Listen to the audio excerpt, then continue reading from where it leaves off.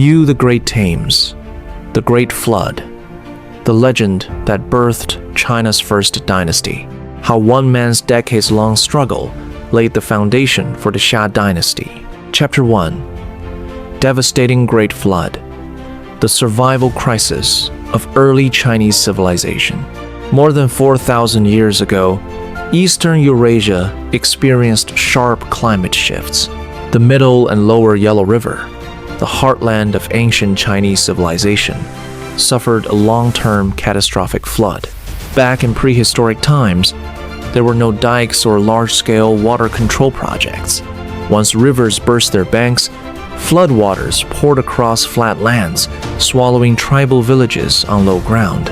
Forests became surrounded by water. Rich farmland turned into swamps. Simple earthen homes were washed away completely. Huge numbers of ancient tribes had to leave their homelands and keep moving uphill to find safe ground. For these late Stone Age people, this was not just a short storm. It was a nightmare that lasted for decades. Many overseas history fans, upon hearing You the Great's tale, often draw comparisons with the Great Flood story from the Bible. They simply write it off as a creation myth.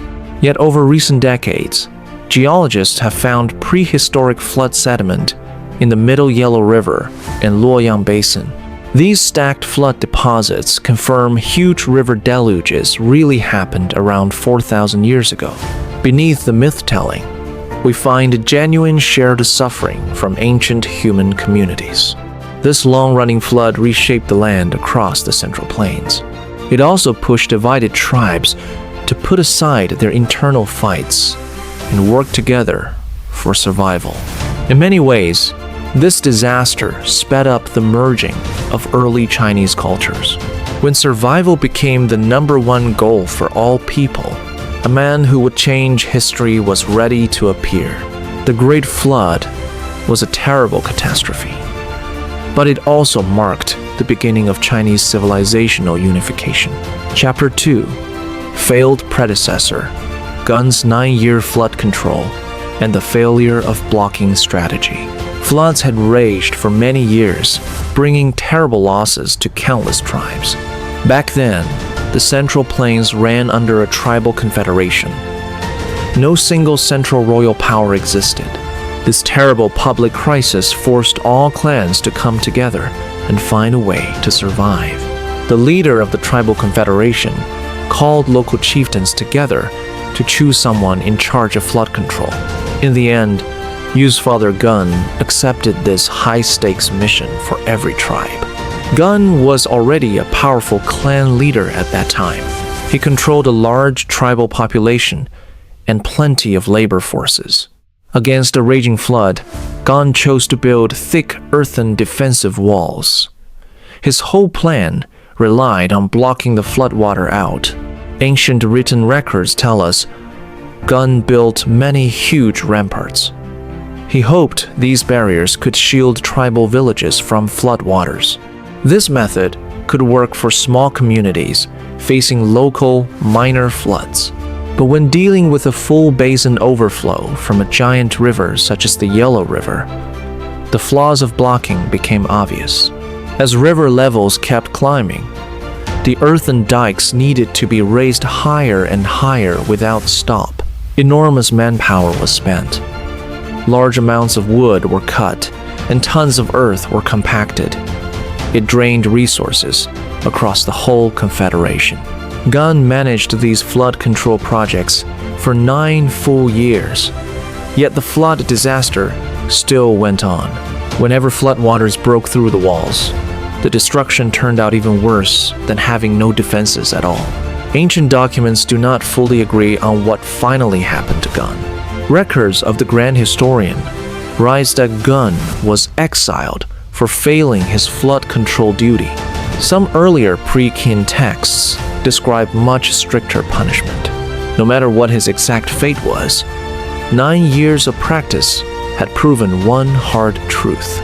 Simple blocking could never solve a massive basin-wide flood. Disasters do not disappear just because humans build taller walls. The old strategy had hit a dead end.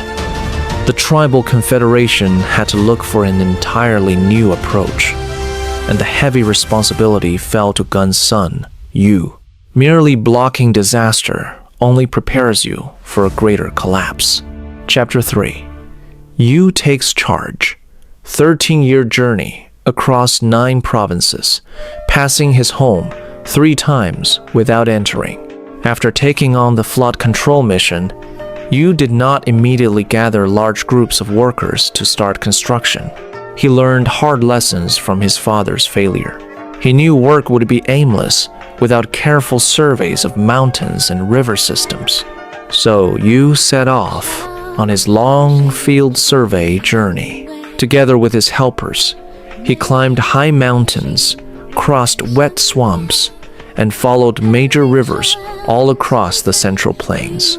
He noted river flow directions, watched flood surges, and marked mountains that blocked river channels. Transportation in ancient times was very basic. There were no paved roads. Most journeys could only be made on foot. He stood exposed under sun and rain.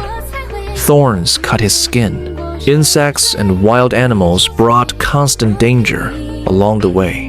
While doing field research, you rethink the nature of the flood. Floodwater was not an enemy to defeat. It was water naturally trying to find its way toward the sea. Blocking meant fighting against water. Diversion meant working with water's natural flow. And so, diversion became his core strategy. Historical records tell us Yu spent 13 full years away from home for flood control. During these 13 years, the famous story took place. He passed his own home 3 times, yet never went inside. The first time he walked past, he heard his wife giving birth inside the house. He did not step in. The flood control timeline could not afford delays. The second time he passed by, his baby could already babble and call for his father.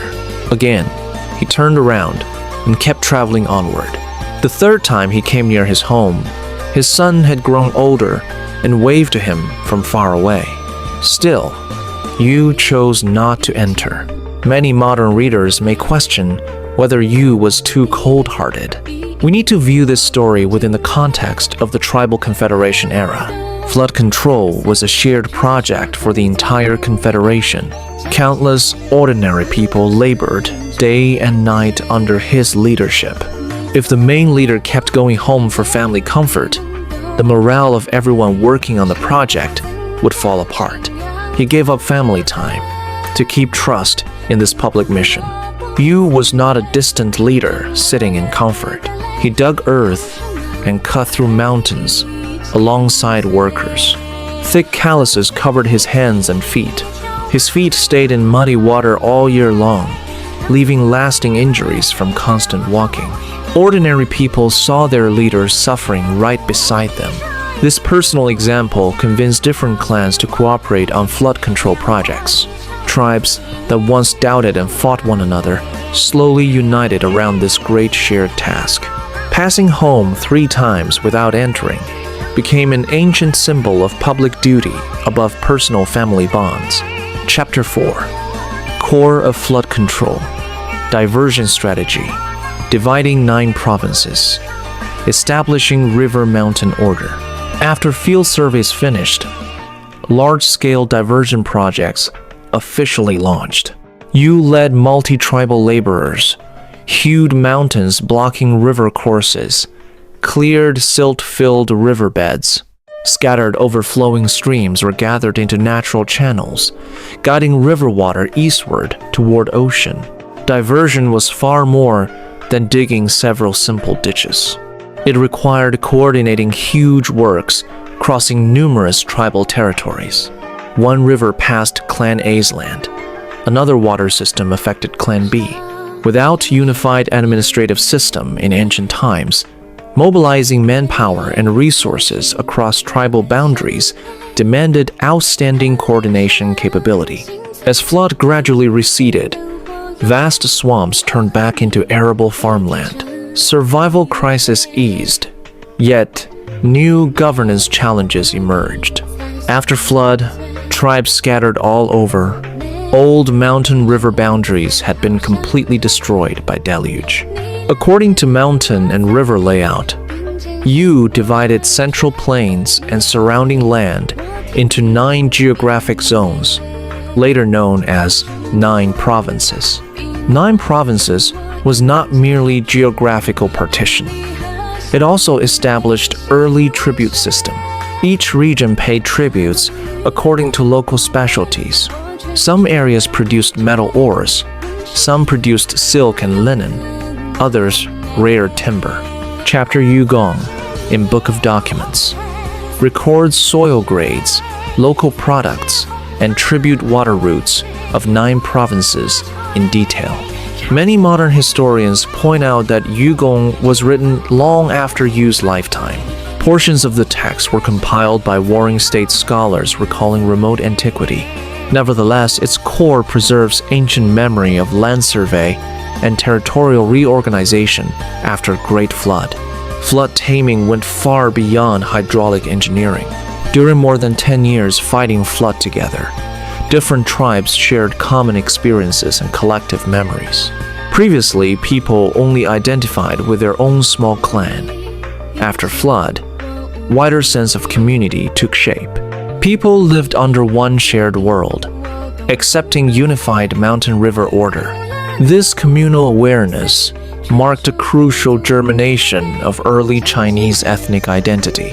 During the same era, other ancient civilizations also faced river basin flood threats. Ancient Egypt along Nile, Sumer civilization in Mesopotamia, also saw social organization advanced by water projects. Managing great river flood often promoted centralization of public power. This is shared developmental pattern among multiple old world civilizations. Diversion beats blockage. Working with nature surpasses forcing confrontation against it.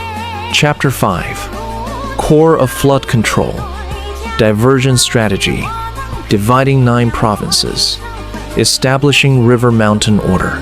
After the flood receded, Yu's reputation grew to an unprecedented level. He oversaw this huge cross-tribal project. He divided the land into 9 provinces and built up the tribute system. Clans from every region accepted Yu's authority. Power within the tribal confederation quickly became centered around Yu. Ancient records tell us the tribal confederation used the abdication system.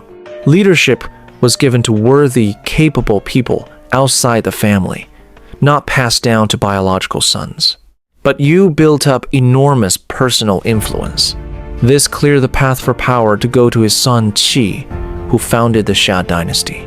Here, we need to draw a clear line between written legends and modern archaeological findings.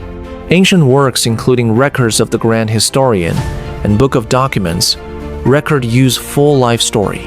Even so, up to this day, archaeologists have not found written artifacts from Yu's own lifetime.